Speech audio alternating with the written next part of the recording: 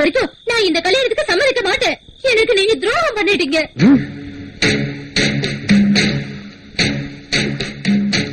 என் சந்தோஷம் நசுங்கி போச்சு, வாழ்க்கை நாசமா போச்சு. ஆனா ஆனா நீ சந்தோஷமா வாழ்ந்துருன்னு மட்டும் நினைக்காதே, அதுக்கு நான் அனுமதிக்க மாட்டேன். நீ யாருன்னோ நீ எப்படி பட்டவனோ இங்க எனக்கு மட்டும் தான் தெரியும். இப்ப இந்த கிராமத்தோட ரட்சகன் தானே நீங்க, எல்லாரும் பூஜிக்கிற தெய்வம் தானே. அந்த நம்பிக்கையை நான் உடைக்கிறேன். இந்த பிரம்மானந்த சாமியோட வேஷத்தை மேய்ச்சதுக்கு கொண்டு வர. ஏன் இப்படி வளர்ற? உனக்கு என்ன பைத்தியமா? என் மேல நம்பிக்கை இல்லையா? வேண்டாம், ஏமாத்துறதுல போதும். என்ன இருந்தாலும் நீ சாதாரண பொண்ணு தானே, விவரமா எதையும் சிந்திக்கிறது இல்ல. லட்சியமே இல்லாத என் வாழ்க்கையில ஒரு புனர்ஜென்மத்தை உருவாக்குன உன்னை ஏமாத்துவேனா? உனக்கு மட்டும்தான் நான் யாருன்னு தெரியும். காட்டி கொடுக்கணும்னாலும் உன்னால மட்டுமே முடியும்.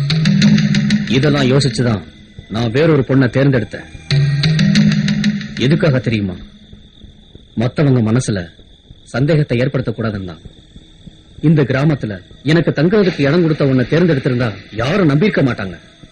நம்ம திட்டம் முன்கூட்டியே அவங்களுக்கு தெரிஞ்சிருக்கும். நம்ம நன்மைக்காகத்தான் இதெல்லாம் நான் செஞ்சேன். ஆனா நீ என்ன தப்பா நினைச்சிட்டல்ல? அன்னைக்கு எல்லாரும் முன்னாடியும் என்ன சொந்தமாக்கிக்கிறேன்னு சொன்னீங்க. அத நான் ரொம்ப எதிர்பார்த்தேன். நானும் ஒரு பொண்ணு தானே, என்ன ஏமாத்த மாட்டீங்க? இல்ல, நான் உன்னை ஏமாத்த மாட்டேன். தேர்ந்தெடுத்தது வேற ஒரு பொண்ணா இருந்தாலும் நான் கல்யாணம் பண்ணிக்க போறது உன்னதான். நீ என்னோட செல்லம்.